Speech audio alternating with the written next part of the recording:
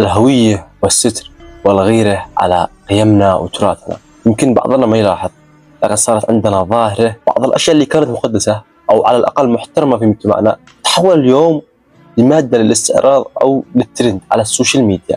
مثال على ذلك الشال اليمني ولبس البنات على الخصر، والشال يلبسونه بطريقة تجارية أو للفت الانتباه. هذا الشيء يزعج أي يمني يحترم التراث والقيم والأمانة. خلونا نرجع شوي لفكرة العباية والستر. الله جعل العباية للستر والوقار، والستر مش بس في اللبس لكنه في القلب وفي الأفعال وفي احترام الآخرين. لكن للأسف بعض البنات حول هذا الشيء لمادة للمشاهدة أو للتصوير، أفرغوا محتواه من قيمته الحقيقية.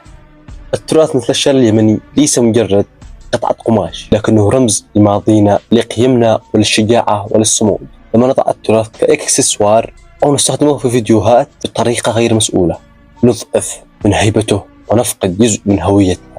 تذكروا، الشال كان خط أحمر عند أجدادنا، رمز للمرحلة وللكرامة. تخيل معي أن الشال يحل كثير من المشاكل أكثر من المحاكم نفسها. مجرد ما تقول لشخص يا الله وترمي الشال، كثير من المشاكل تنتهي على الفور. الدماء والقتل تتوقف. هذا ليس خرافة، هذا واقع اجتماعي وتجربة متوارثة من أجدادنا.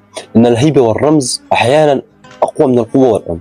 والغريب أن كثير من الناس لا يفكرون في هذا التأثير، يظنوا أن الحرية مطلقة، لكن الحرية لها حدود. الغيرة على الهوية مش عيب، بالعكس هي شعور طبيعي يدل على أننا نقدر تراثنا وقيمنا.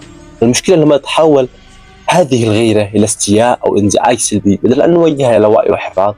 تخيل لو كان ملوك وحكامنا رأوا هذا التراث يستخدم بهذه الطريقة، هل كانوا سيرضون؟ أكيد لا.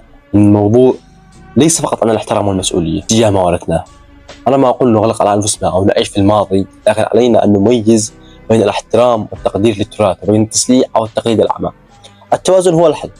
نحتفظ بالهوية، نقدر القيم، ونعطي مساحة للابتكار، لكن بدون تفريط في جوهرنا. في النهاية كل واحد منا مسؤول عن جزء من هذا التراث. كل فيديو، كل مشاركة، كل تصرف صغير له تأثير على من حولنا، على كيف يرى العالم اليمن. خلونا نكون واعيين، نقدر تاريخنا ونحول الغيرة إلى طاقة إيجابية، حماية هويتنا وقيمنا. السلام عليكم ورحمة الله وبركاته.